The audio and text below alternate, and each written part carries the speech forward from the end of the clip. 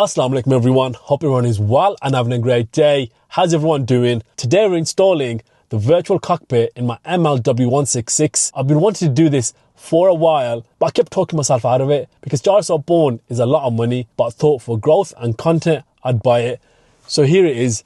This works both on the W166 and the GLE W166. Okay, so it's now time to remove the analog cluster. I've never done this before. The videos aren't that great. The manual is for an E-class and a C-class. So let's see if the bunga is stronger. From the video, it looks like I need to remove this trim first, then remove some, I'm guessing, torque screws, then pull out the old cluster, unplug it. Let me get some tools.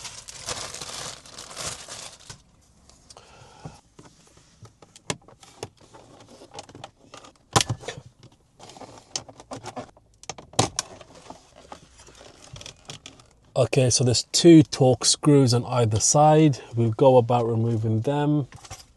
I'm guessing it's a T20.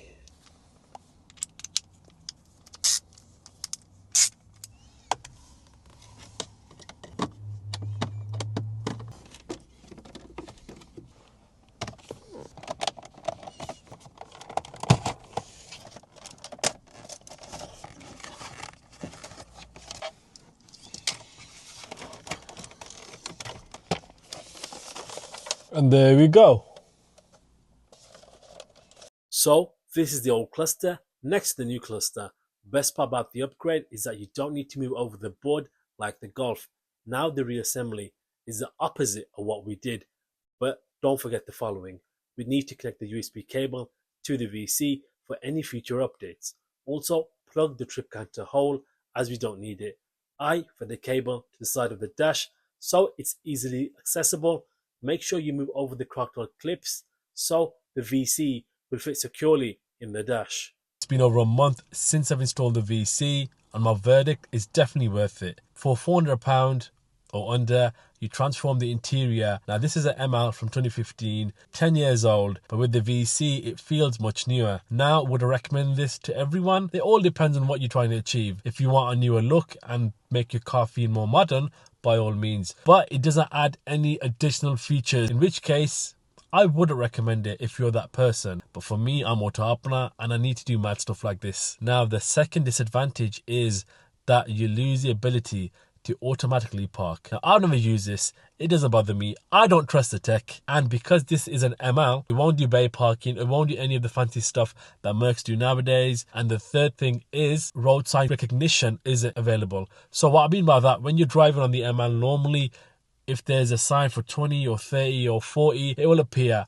in the middle somewhere here. Now it doesn't do that and it doesn't really bother me, A, because I saw it more as a hindrance and I use Waze everywhere, so it doesn't bother me. Now let's look at the VC. Let me start the car.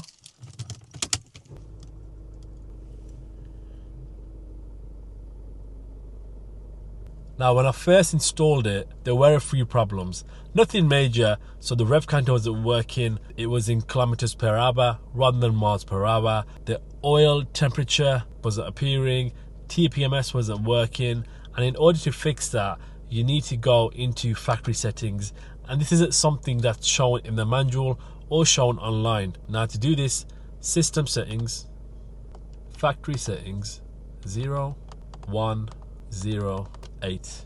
Now from here, engine oil should be on. Now you go back again, 0169. Okay, now tire pressure should be on, mileage unit should be miles. In my case, because I've got a diesel, the rev counter should be 1 to 6, so that's set to 6,000, and that's it. You're pretty much good to go. Now how many themes do you have? So if you click on style, you have classic. That looks very much like your standard Merc interface. You've got that in purple, you've got that in white, but my favorite is sport, just because it's different and you don't see this, it's not a common thing. When people sit in their car, they're quite impressed. Now these can be adjusted to show whatever you want.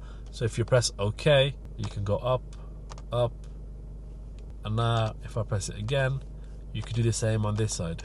In my opinion, it's definitely worth the upgrade, especially if you're in an ML 2012 to 2015. It makes the car seem more modern, and the fact that I've got the new head unit in as well. You feel like you're driving a GLE between 2015 and 2019. And that's it pretty much. No major issues, no major disadvantages. There are a few other things that you need to do if you got a diesel with AdBlue, but if you have any problems, give me a shout. I'll leave a link in the description below. There's more videos coming soon. Please let me know what mods you'd like to see next. Thank you so much, and subscribe.